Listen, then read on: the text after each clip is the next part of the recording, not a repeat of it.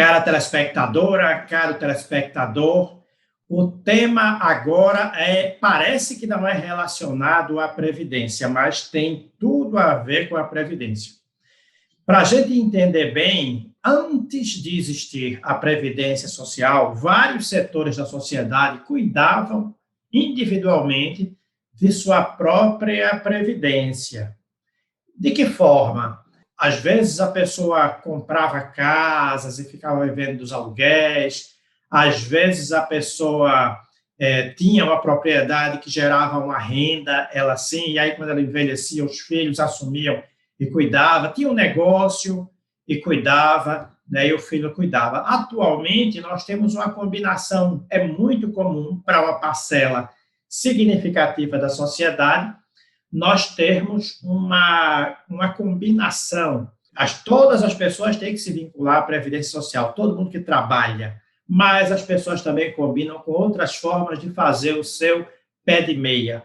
Então, este vídeo interessa para o advogado, para o profissional liberal em geral, interessa para o empresário, interessa para aquelas pessoas que têm alguma propriedade que não pode, que conseguem financeiramente não depender somente da Previdência Social. E aí precisam administrar recursos e construir um patrimônio. E, evidentemente, que no momento do falecimento, esse patrimônio, além do durante e as questões tributárias, né, após o falecimento, esse patrimônio precisa ser tratado com a família, precisa ser herdado por outras pessoas. O tema hoje, o nosso convidado é o Dr. Wilson Félix. Dr. Wilson Félix, bem-vindo. E ele vai nos explicar o que é a chamada holding patrimonial, me parece que é essa a palavra. Ele vai dizer melhor. Eu queria só te lembrar o seguinte, ele vai falar, inclusive, das vantagens fiscais. E existem dois conceitos. Existe o conceito de elisão fiscal e o outro conceito, que eu agora esqueci, doutor Wilson vai me falar, que é evasão fiscal. Né? A evasão fiscal é quando você pratica um ato ilegal para pagar menos tributos. Já a elisão é quando você, dentro das normas, consegue, usando as normas, estabelecer regras mais favoráveis de tributação. Certamente ele vai falar um pouco mais sobre isso, vai explicar da forma prática, né? Mas apenas para te introduzir nesse tema. Doutor Wilson Félix, mais uma vez, muito bem-vindo.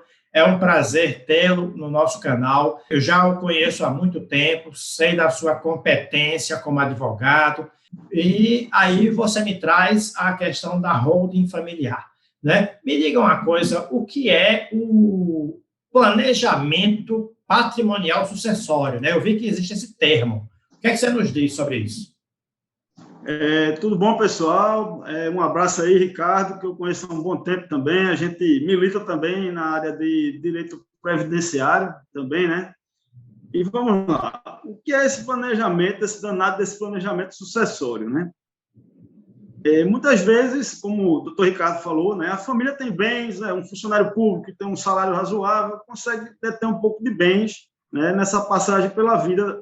Então, é nada mais o seguinte, de que planejar, né, ver aquela quantidade de bens, de valores, né, que se construiu uma vida toda e fazer uma divisão, uma organização disso antecipadamente, né, de forma que os nossos sucessores, os herdeiros, quando a gente faltar, quando a gente não estiver mais aqui, eles possam ter acesso a isso, diminuindo a incidência de tributos, né, as dificuldades normais. Aí eu quero falar logo do danado do inventário, né, que é a mais tradicional forma de sucessão, de transmissão dos bens em nosso contexto jurídico. Né?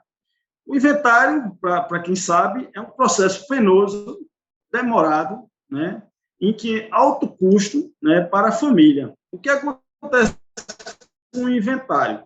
Mesmo o extrajudicial, né, que recentemente foi aprovado, você tem que chegar com todos os tributos, toda aquela gama de documentação, tudo alinhado para chegar no cartório e poder fazer ele extrajudicialmente, mas é penoso. Por quê? Porque tem uma tributação excessiva, alta, 8% em cima daquela, vamos dizer assim, chamada de patrimônio, de fortuna, né, que é deixada pelo cidadão para a sua família. Então, é pensando nisso que a gente constitui um sistema, né? É um sistema que a gente chama de holding familiar, que não é necessariamente a empresa que você formaliza para fazer a sucessão. É um sistema, você tem que olhar todo aquele acervo e montar uma equação para que a família receba aquele acervo, ou seja, nossos sucessores recebam da melhor forma, da forma menos onerosa possível. Há casos, doutor Ricardo, que, inclusive, tem que se vender um bem, né, para que se pague esses valores, que é um absurdo. Você trabalha a vida toda para deixar um acervo para a sua família e, no final das contas, tem que ser vendido aquele bem, né, para poder pagar o danado do inventário, que é sempre calculado em cima do valor de mercado, né? Então, surge essa ideia de holding, que não é uma novidade, né, do ponto de vista empresarial e das pessoas que ainda têm um patrimônio grande, grandes empresários, já faziam esse tipo de holding, que eles chamam de holding familiar, que é separar o que é negócio do que é patrimônio da família.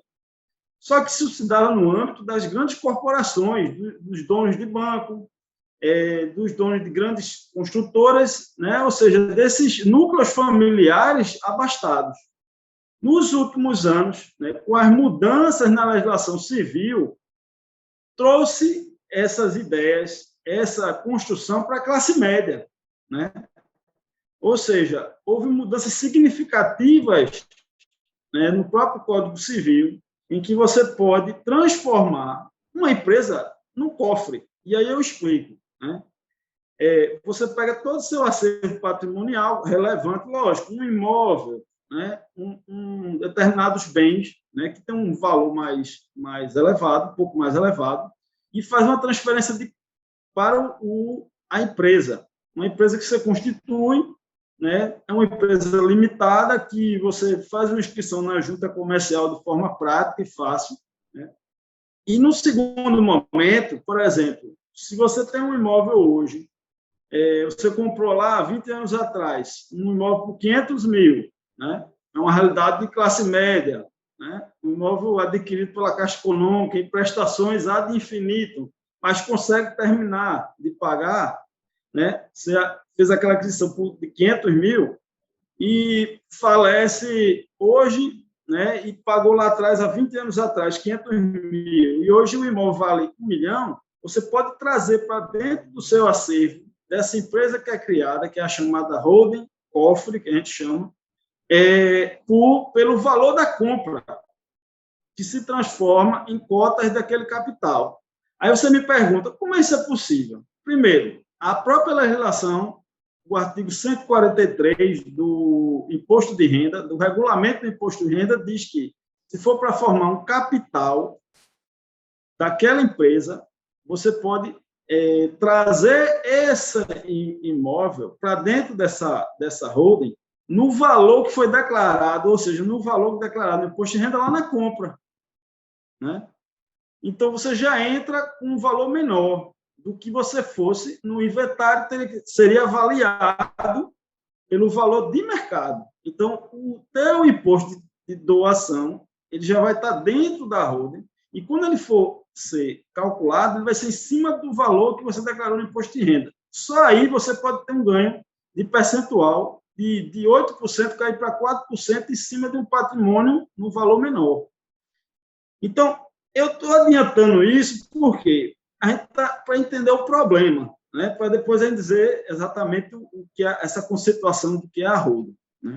Eu entendi, achei bem interessante, estou percebendo que tem várias coisas que é possível fazer em vida e que vão gerar muitas vantagens, e que, se a pessoa deixar para um testamento ou tal, a família vai ter vários problemas ou ganhos menores, né? Eu te pergunto, quer fazer algum comentário a mais sobre planejamento familiar? Sim, veja só. Então, assim, dentro, justamente, nessa estrutura de empresa, todas aquelas cláusulas que você normalmente colocaria até ou no testamento público, né, ou na partilha de bens do inventário, você pode colocar dentro dessa empresa cofre.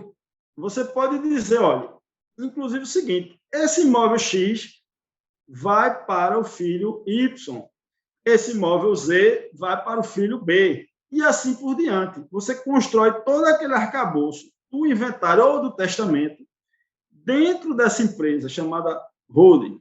Então, é um planejamento, vamos dizer assim, antecipado, sem a tributação excessiva, né?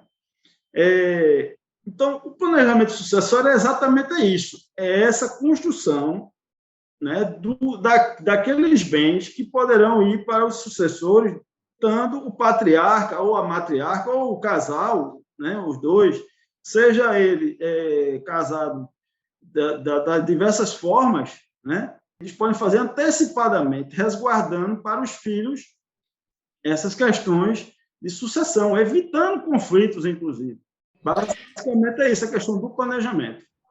E você quer evidenciar alguma outra forma de planejamento, de realizar esse planejamento, ou você já acha que já contemplou todas? Posso passar para a próxima dúvida? Próxima dúvida, vamos lá. Então, o que é holding familiar? Né? Quer falar algo mais também sobre isso? Sim. Então, assim, a palavra, eu vou falar, holding é do verbo to hold, né? Ou seja, é deixar guardado, segurar, é um verbo em inglês, né, que tem essa conotação de proteger, resguardar. Né? Esses conceitos vieram na era da Revolução Industrial, lá na Inglaterra, né? Depois, na pós-revolução, para os Estados Unidos, e chegou aqui no Brasil via a Lei de Sociedades Anônimas. Né? Os conceitos lá estão...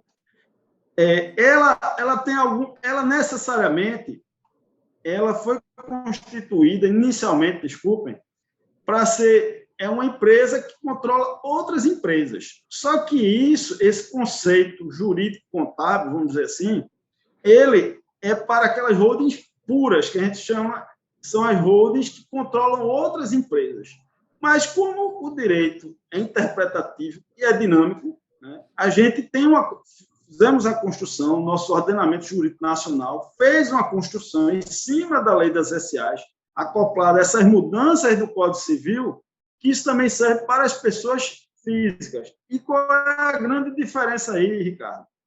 Como eu disse já no início, a nossa lei de SAs é de 1976. Então, só grandes empresários, banqueiros, tal, tinham acesso a isso. Por quê? Porque a contabilidade de um SA é muito complexa para um cidadão comum, por exemplo, um servidor público, que tenha lá um salário razoável, tal, mas ele iria gastar muito um contador para manter aquela holding familiar do que hoje nós temos com a legislação das limitadas, das empresas limitadas. E com essas mudanças, onde você pode usar a legislação, a SA, a lei das SAs, supletivamente, está autorizado em lei isso. Então, assim, você consegue hoje, né, formar uma empresa que seria para controlar outras, mas como isso é meramente um conceito da lei, né, você transforma ela numa empresa de cofre. Ou seja, você coloca lá os bens para evitar entrar na velha questão do inventário, do testamento, inclusive até melhor do que o próprio usufruto também, né? Que você pode fazer usufruto dentro da própria empresa holding. Então, basicamente, holding ela é feita para controlar, é um sentido de controlar e administrar. E, no caso específico, encaixa bem porque ela está administrando, controlando o patrimônio familiar, está deixando dentro daquela família. Né? Inclusive, até você fica menos vulnerável a terceiros. Por quê? Um filho ou uma filha tem um casamento, né? E o regime de bens, a gente sabe que no nosso regime de bens parcial, né, eles se comunicam os bens na medida que se tem herdeiros dos herdeiros, né? Mas dentro da holding, não. Dentro da holding, os bens ficam dentro daquele grupo familiar. Eles ficam fechados ali. Né? Isso pode ser uma proteção, inclusive até para herdeiros gastadores, né? Herdeiros que não tem até um ditado que a gente usa muito, né? O pai próspero, filho nobre e neto pobre. Né? Claro que é uma brincadeira, mas assim tem muito a ver com esse ambiente de proteção do patrimônio. E aí entra a questão previdência, né? No nome de previdência, ou seja, é tomar uma decisão anterior, é uma providência, uma previdência daquilo que poderá vir, que é inevitável, né? A gente tem duas coisas na vida que a gente não consegue se afastar, né? A morte e o de pagar imposto, infelizmente, né? Mas assim, uma pensão por morte indireta, né? Exatamente, pode ser, é verdade. Tem uma relação. Não deixar dívidas e problemas, não deixar problemas maiores para os herdeiros, entendeu? Perfeito. É um assunto complexo, mas assim, do ponto de vista de proteção, hoje é fantástico, né? Claro, nem todo mundo, mesmo com essa, vamos dizer assim, essa facilidade da classe média, como é que se diz, ter acesso a isso, nem todo mundo vai poder formar uma holding familiar, mas melhorou bastante o ambiente. Você imagina um servidor público... Agora você vai chegar na última pergunta. Você vai chegar na última pergunta que eu tinha aqui guardadinha para lhe fazer. Veja, aliás, antes de lhe fazer a pergunta, eu vou te dizer o seguinte, estou achando muito interessante a tua entrevista, Wilson, muito interessante.